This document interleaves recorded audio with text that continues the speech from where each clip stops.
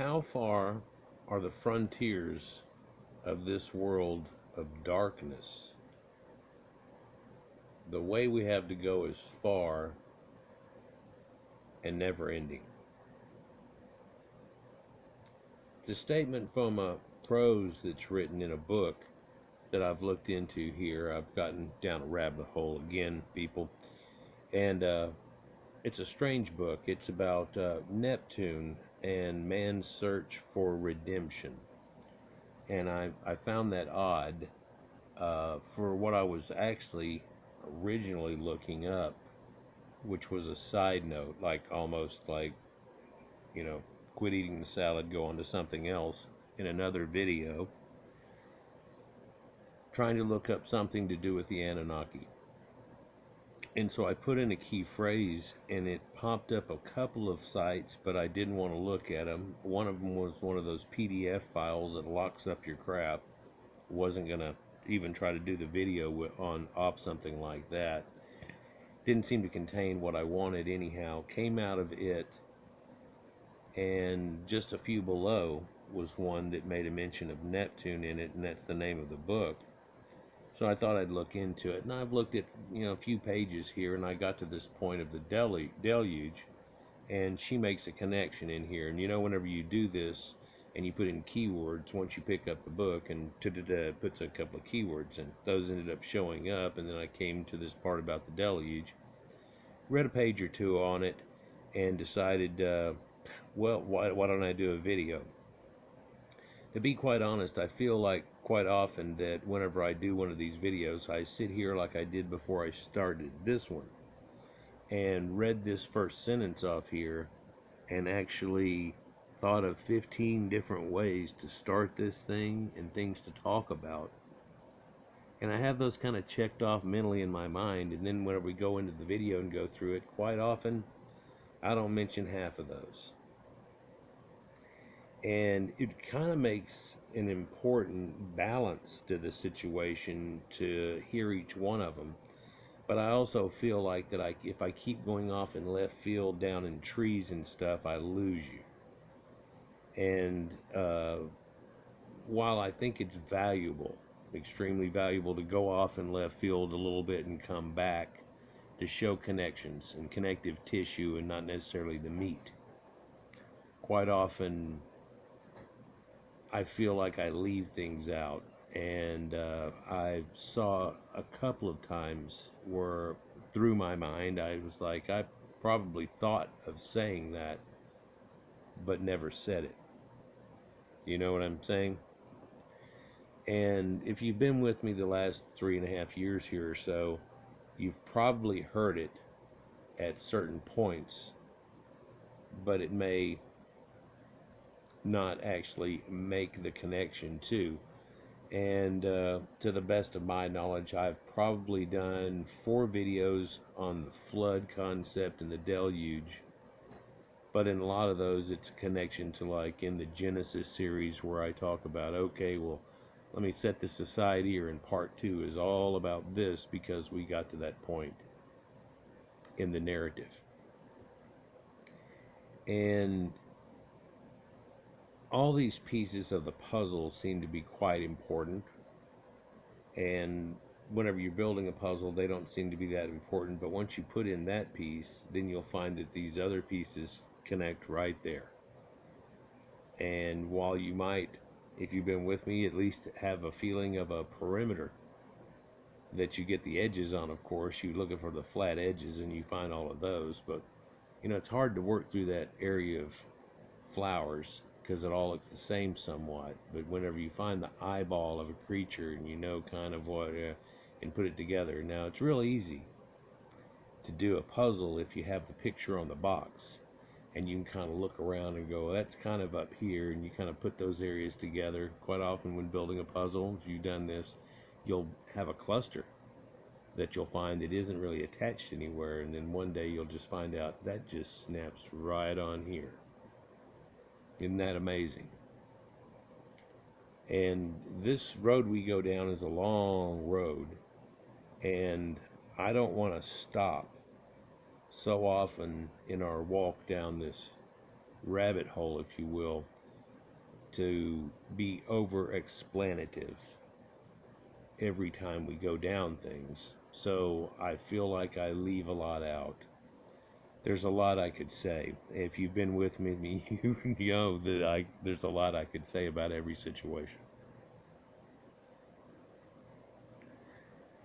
So what has Neptune got to do with it all? And if you've been, there's probably 10 or 12 people left, maybe at the most, from my old channel, and knows it Chrysalis, and knows about what I had spoken about on the other old channel and everything that I had done. But uh,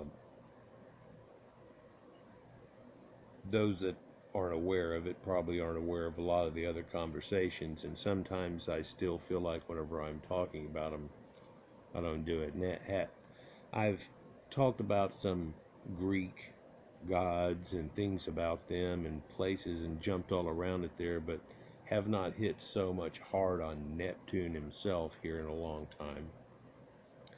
But at one time, Neptune was the god that controlled everything, because the Mediterranean, or the Middle Earth area, was the commerce that made the world go around. In fact, it's collapsed during the Bronze Age, and just a few hitch points here that really meant a whole lot more than people thought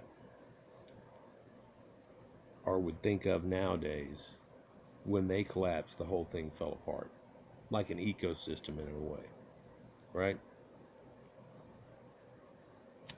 And so there's been a lot of talk about the collapse of the Bronze Age, and I don't want to get into that so much. I usually try to go back a little bit before that if I can,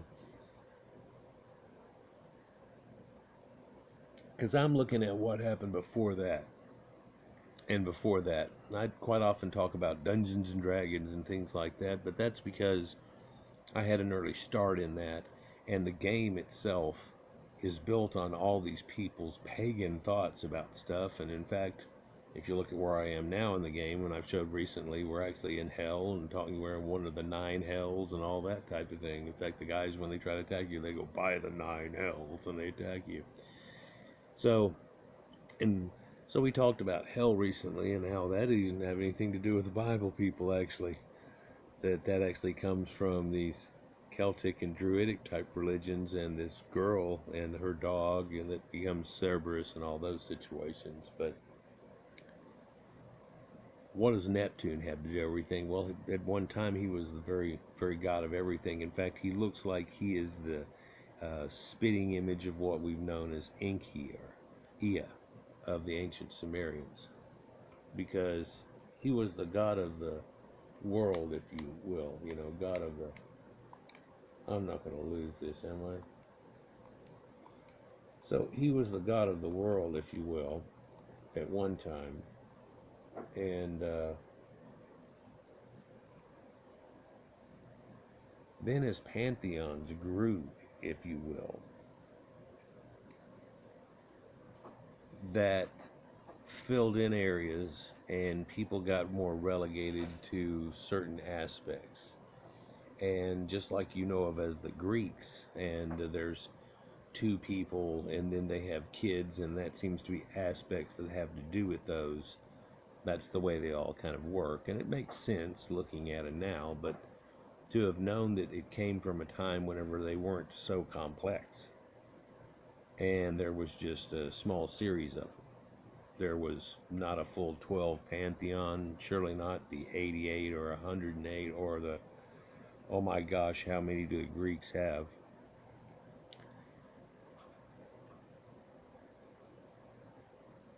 And in that primordial time, he was god of the earth, Enki, but he got relegated eventually into being god of the waters, and he, in the story, kills the abyss and takes over his home in the abode in the abyss and all this type of situation. So he had left and taken his abode in the sea, but that also is the sea of stars in the heavens, and where these people existed through it, and it's one aspect that I want to get into here. And I guess I should probably start talking about what's on this paper here before I lose the place again. Seems to be about half clipped now. Hopefully it'll fix itself. If the myths of paradise and hell are common to all cultures, so are the myths of a cleansing of the sins of mankind. The image of the flood sent by the gods to purge the earth of corruption is as old as the image of creation out of water. It is one of the most widely diffused narratives known. And while that is somewhat true, you can imagine that hundreds of thousands of years ago, as people were inventing the very first of this situation that we're trying to talk about, that everybody is born out of a primordial sac that has water in it, and you actually are breathing water until you're born and you take your first breath, i.e., you've been under the ocean and then you're transported through a portal of a woman, a sacred portal, into a brave new world, i.e., you break the surface and take your first breath. And now, much like Gilgamesh's friend Enkidu, you're no longer a wild character and you're into the more modern things, right? But there's no going back kind of situation either. He goes back to the animals and they run off whenever he comes close, and he used to be able to walk right up to them and touch them. The concept. And that concept's echoed in the Bible with the idea that it's not really written straightforward, but it tells you that animals basically were all vegetarians, and we could sit around with lions and nothing ever ate anything and everything was just vegetarian until a woman grew from a rib and ate from a magic tree because a talking snake told her to. I still have trouble with people that don't catch that exactly and actually get past that point. A lot of people, well, I know the Genesis story, so I've read other parts of the Bible, and quite often you're directed what parts to read. You're not directed what parts not to read. Stories of talking donkeys and situations like that. But it's one of the oldest stories known, and I've talked about how a flood situation appears to have come back from at least the end of the last ice age. And the Younger Dryas event appears to have echoed through all the people that were involved in it. Even the Amerindians have this tale that seems, and South Americans too, that seems to echo this. It's a different song, but it's that same song, like I keep talking about in some of the videos, where even though that's a different version of Stairway to Heaven, and we're going up in an elevator and it's all da da da da da da da, I recognize that. Don't you? and so many people have made so much of this, and there's 50 something flood myths around the world. No, there's over 300. Well, that's broken down and subsetted, but whatever you want to go with. But there's this flood narrative that's known in ancient times. We're going to go into that, but also these other things that I feel like I've left out, and hopefully I'll be able to get to them.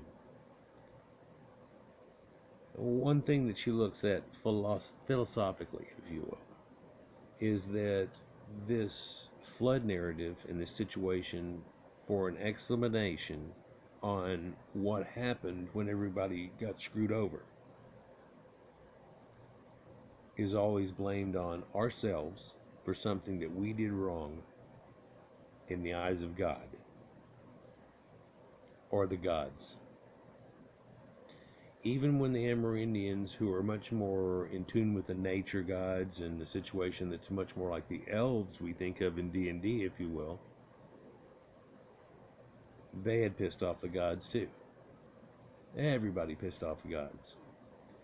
in this simple tale of the Sumerians, there just got to be too much noise, too much things going on at night, and the gods got fettered with all the crap going on and decided to kill everybody.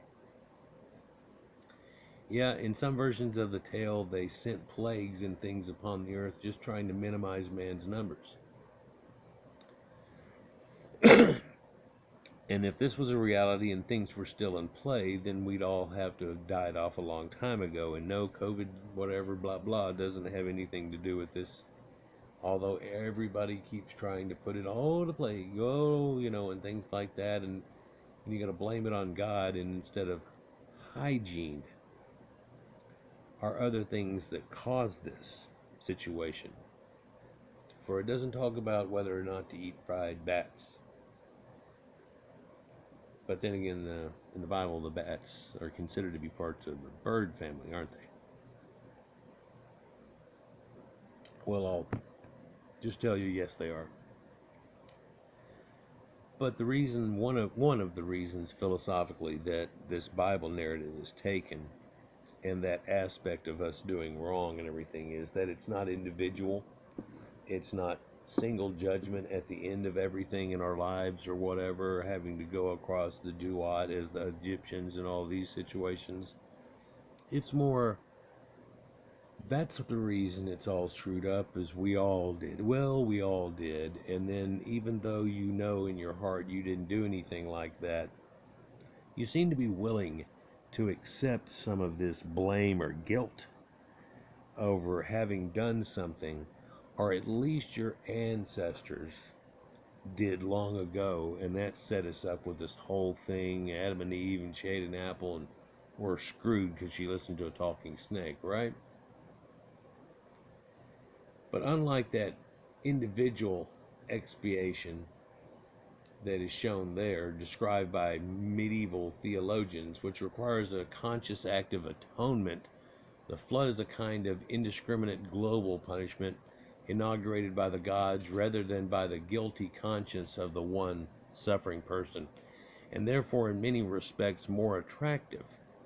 Or it seems less, if they're going to pick one person to kill out of the village, it just makes it so much better if they pick a whole group of them.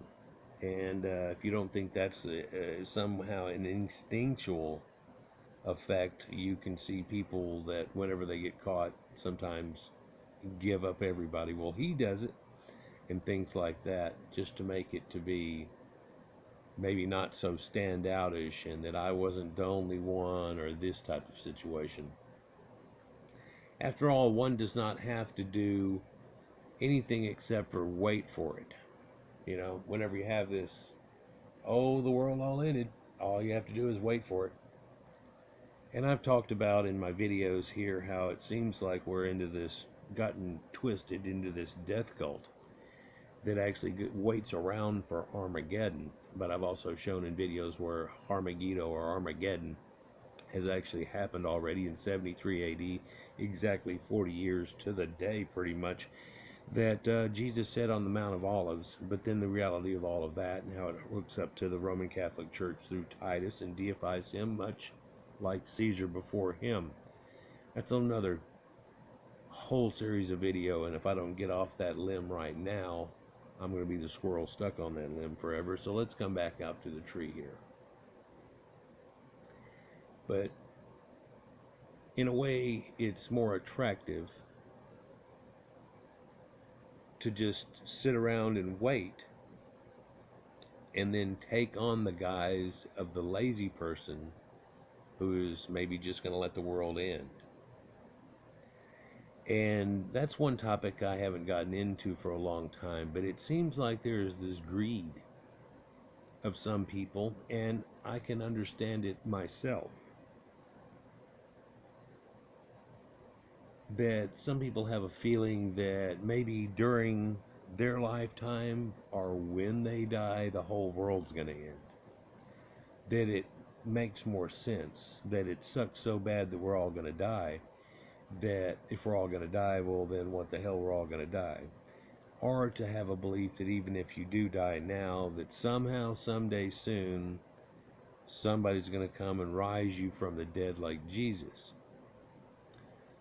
where you would be somehow suffering in the ground or some such situation, and really whatever happened before you were born, if you remember it, is going to be like it is after. It's the way a lot of people believe about it. But this sitting around and waiting for it can also have an effect of like, well, we know about all these asteroids that have been whipping past us here.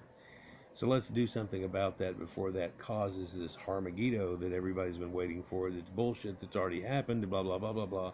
And not end up some stupid fools who 10,000 years later are still talking about how we screwed God over somehow and he shot a snowball at us. Although there's archaeological evidence of major earthquakes, volcanic explosions, and tidal waves in the Mediterranean region in the 2nd millennium BC, myths of the flood appear in countries where it is not possible for such natural catastrophes to occur.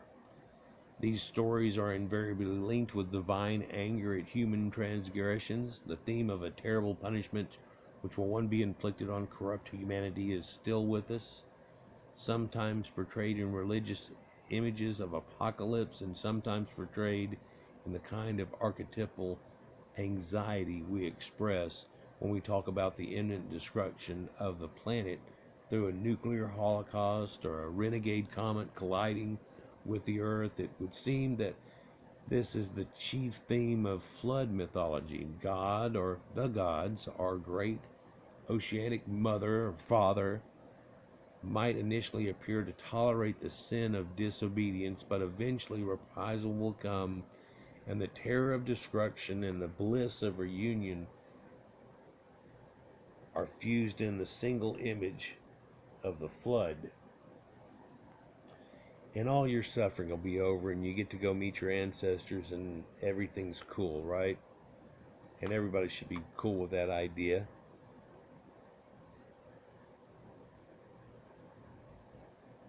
But maybe not. You know, I had that ideal whenever I was a kid. I say whenever I was a kid, whenever I was younger.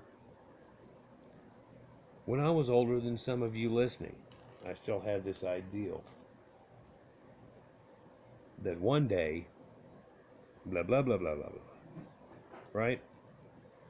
Probably going to happen, but there's no reason to sit around and worry about it, so I'm not going to sit and worry about it, right? But I thought it was all going to happen, probably. Who knows? Everybody keeps talking about it. The world's big and round, it's going to blow up, and that's all there is to it, right? Right, right. Well, that's not necessarily the truth of the matter in effect. You can get yourself all bent up and due to media and things like that trying to inject you certain ways, like what's been going on here lately. You can probably start to think all kinds of things. You might even think somebody that was already caught for armed robbery for holding a gun to a lady's pregnant belly and on meth and fentanyl and throwing fits and acting like he's falling down and doing things and resisting arrest was something totally than what that was, right? Makes you wonder what they're going to say about it in just a couple of years or down the road, what they'll try to make that into. And what led to all of this, too? Don't want to go down that road necessarily. But it seems like this chief theme is always that we've done something wrong. And in doing something wrong, we got through it, and now we're going to try to do something better. That we're okay, I got my eyes open now, right? And does that seem like that's all it took and it's okay? Well, no, if we look at it, it seems like it's gone a few times through this situation. It doesn't seem like that this is the very first, of course, and then the possible catastrophes that we all went through and blamed on God and everything, through all the plagues and bubonic plague and situation like that, but all the things that we don't even know about that happened before that, right? And that we never knew, and may not want to know. And that makes sense too in some lights, if it's bad, I don't want to know about it, but let me know. That's quite often the aspect that's taken for a lot of people. Like, well, if it's got something cool, let me know, but if it's got a dead baby story, I don't want to hear it. I'm pretty much that way. That's the reason I quit trying to watch the news, because it seemed like if I was going to try to watch the little clip up on sports and what the weather was going to be, I had to suffer through a bunch of directives and a dead baby story. And I didn't like that. Seems a little too much just to try to figure out if it's going to rain on the weekend so I can go play golf or whatever we have planned.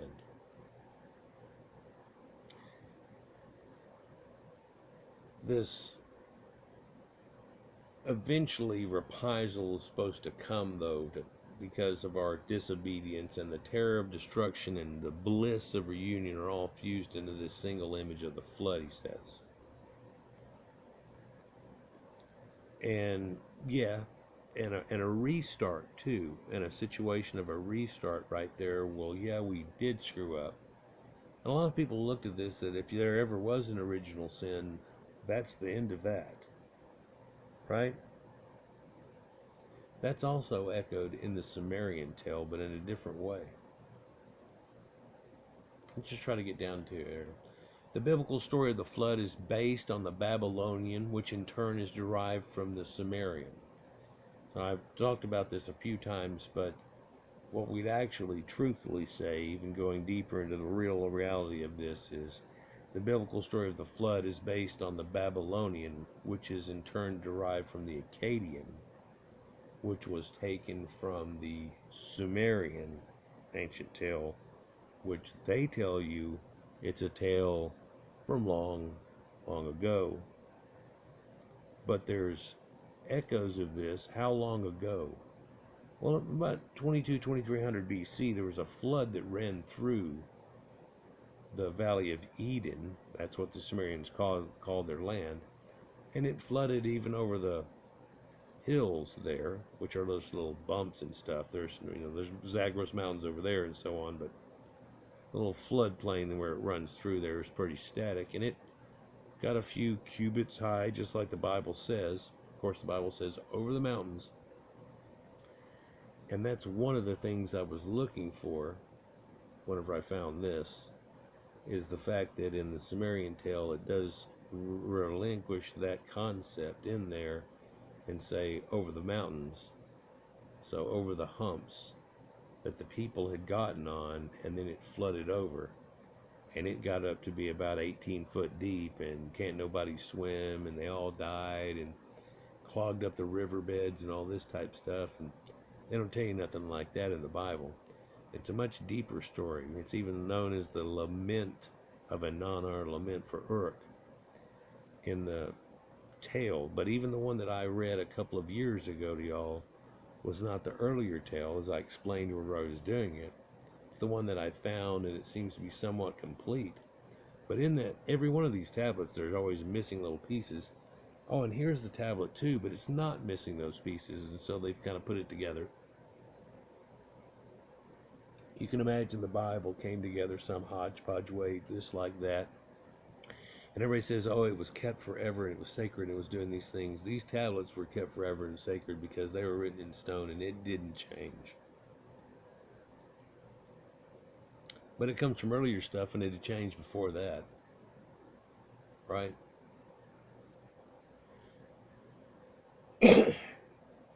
The first account of a flood in a European language was written in Greek by Berosus.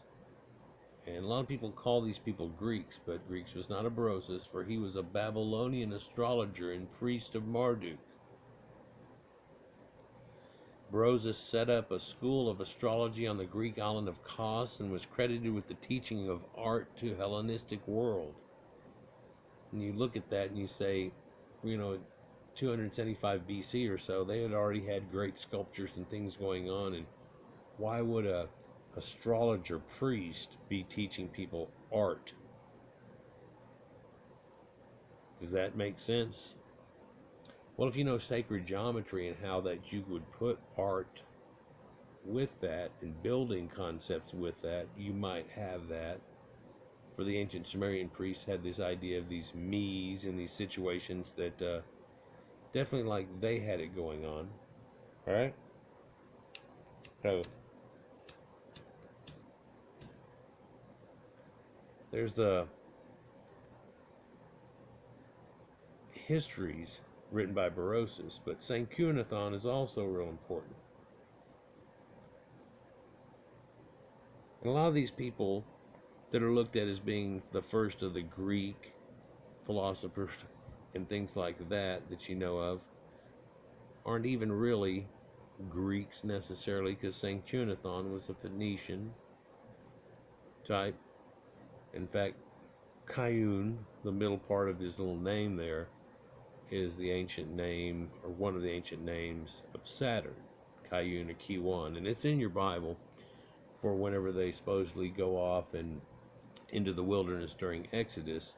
God's all mad at them, and they said, well, we've been wandering 40 years and doing all this stuff, right? And he says, no, you've had the temple, you've had your tabernacle tent thing, and you've been worshiping Kayun to your gods, and the star of the god Remphan, and all of those three relate to Saturn, and how that worked into the situation and worked out of the situation. And Mount Sinai and its change from the time of Taurus into the time of Aries, it's quite a dramatic tale. It involves a storm god on a mountain, and he speaks to the people in thunder. So Moses is a thunder interpreter too whenever it comes across in that. But a lot of people don't. They want to try to fit it into something they can still believe today. And therein lies some of the problems. For the other things that you look all around it are a mythology you can't believe in. Well, if you really read the Bible, it makes it somewhat difficult to. Quite a few famous people, even I believe Mark Twain was one of them, said if you want to make an atheist out of somebody, just have them actually read the Bible instead of just listening to what the church guy says. Something along that line. Not that I'm against church people. My wife and children still go to church and everything. It's a great meeting and good people and a situation, but yeah. So in and around 275 BC, he also wrote a history of his country called Babylonica, beginning with the myth of creation and describing the tale of the flood. For a long time, Berosus' tale was the only one known in the West. In the last century, much older evidence has been uncovered. There are 3 Assyrian versions of the flood story. The first was found in excavations of Nineveh and dates from the 17th or 7th century BC, and it formed part of the Babylonian epic of Gilgamesh, transcribed like the Anuba Elish by that intrepid recorder of ancient myth, King Ashurbanipal. The second Assyrian version was discovered in the excavations of Koyunjik and is very similar to the first. It too was part of a King Ashurbanipal's library, so he had an earlier form of it even in his. The third Assyrian version, also from the royal library, offers an interesting variation. Before the gods devised the final solution of killing everybody for the flood, they punished humanity with famine, and then pestilence, and then sterility of the fields, people, and the flocks. They ran him through a whole thing. Whenever Enlil took over and they gave him the ability to do things, he was quite the tyrant. And so once he got pissed off at everybody and, this is the type of thing that happened. And then everybody wanted him to release the floodgates. And so he goes, okay, what the hell, I'll release the floodgates. And basically this sounds like the dam broke that was way up river. of the Tigris and Euphrates and let it all go. And in this story, you hear about the things of the firmament and everything. Well, if you look deep in the Sumerian version of this, and it gives me the distinct flavor, and I read it to y'all before, that when they talk about a firmament above and a below, they aren't talking about below the earth and above the sky necessarily, but on the very northern pole cap of the earth that they know is a ball of 360 degrees, and on the south pole. They're up there and down that, and so whenever it let go, this happened, and all of the mountains let loose their frosts. And that's why I was trying to find that other version and see if I could use it in the other video. And then I'm thinking, whenever I'm looking at this, it stands on its own. Then I started reading this and its connections to Neptune and other things, and I was like, wow, I can just put this together. But still, I don't have that version that they're calling third or eldest version of the Assyrian or Akkadian, if you will, version of this same tale. But in that tale, though, that tells you that people ran through famine, pestilence, and sterility of the fields and all this type of stuff. But if you find the ancient Sumerian tale, this is what happened before, perhaps, but definitely after and because of the flood. The fields were inundated with water so bad that it killed off all the crops, and it took them a while to get back going, and nobody was set up, and it was hard to exist through this time, much less set up the fields and get it all going again. And you take the seed from last year's crops and you don't even have none, and all the cows are dead.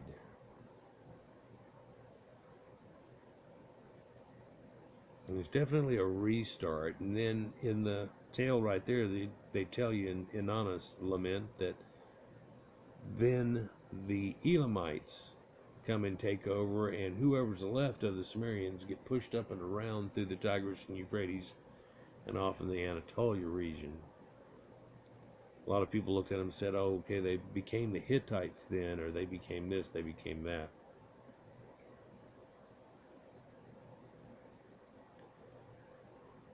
Older Babylonian versions of the tale were found subsequent to the Assyrian tablets, though. The first of these was discovered at Nippur, and it dates from the first Babylonian dynasty, 1844 to 1505 BC.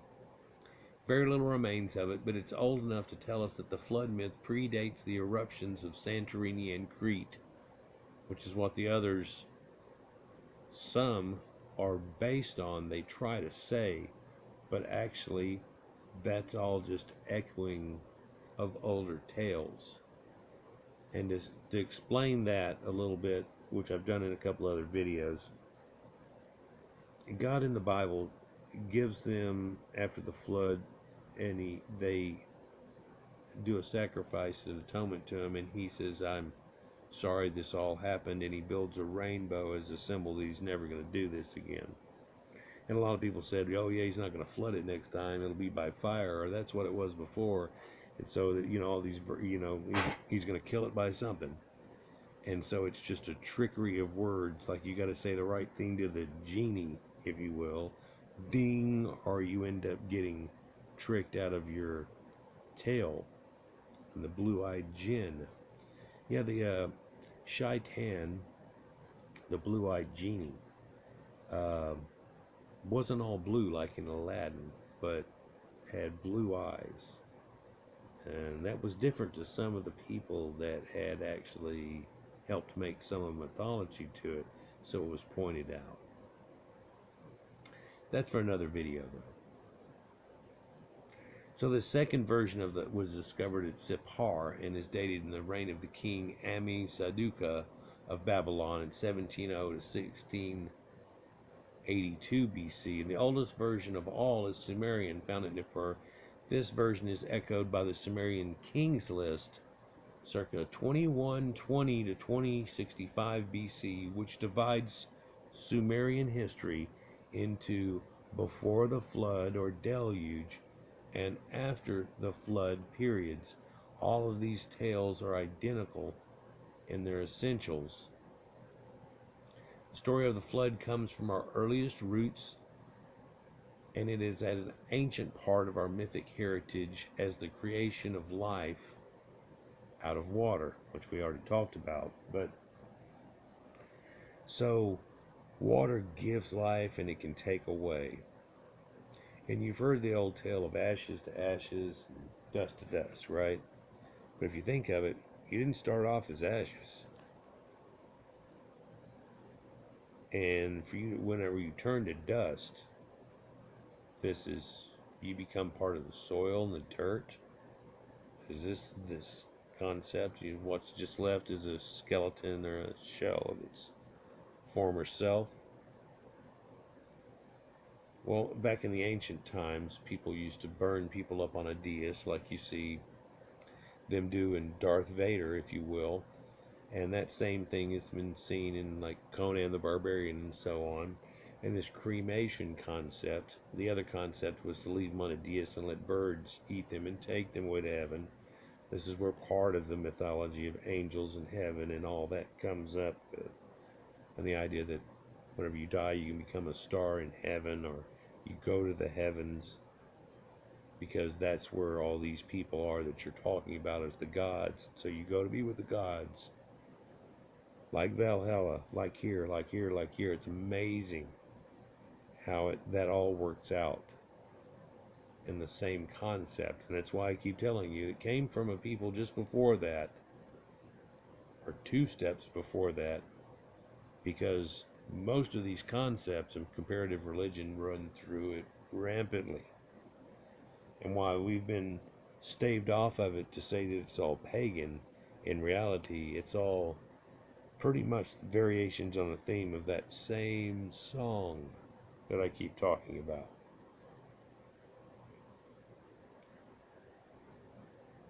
Little is left of the Sumerian version of the myth, which only the lower third of a tablet was found, but this vestige tells us that the gods decided to bring destruction upon humanity because of their clamor and disorder. Notwithstanding the gods' decision, Enki, the water god, who had created the first humans himself, elected to save them in the person of one Ziusudra, a wise and pious king, who was instructed to build a huge boat. The variations of Assyrio-Babylonian versions give us a fuller story, but Ziusudra is now called Ziusthurus or Atrahasis, which is exceedingly wise, or Utnapishtim, which is long of life.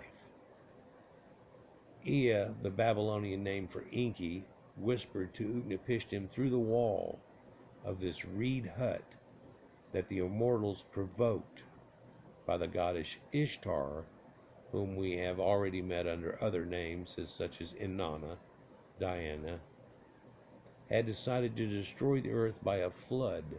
Utnapishtim was told to build a ship onto which he must bring the seed of all living things.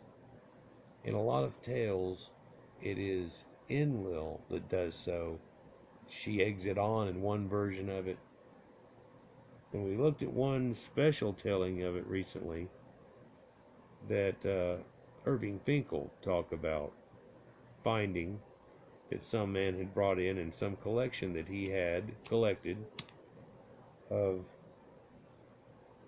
Sumerian tablets with other trinkets, and that how he deduced out of this that it wasn't a cube like some of the Assyrian tablets tells, but it was actually a round boat. And if you remember, it was all built by rope, a coil of rope, hundreds of miles long worth of rope.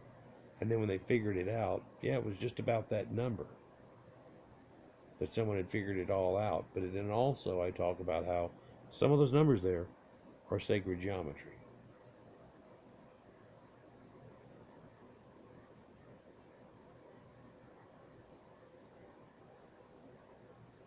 So Utnapishtim was told to build a ship into which he must bring the seed of all living things. The dimensions and shape of it were given according to which it was to be a perfect cube. Nay, before it says that the dimension of up, down, and left, right is the same, and people say, well, that's a cube, and they're like,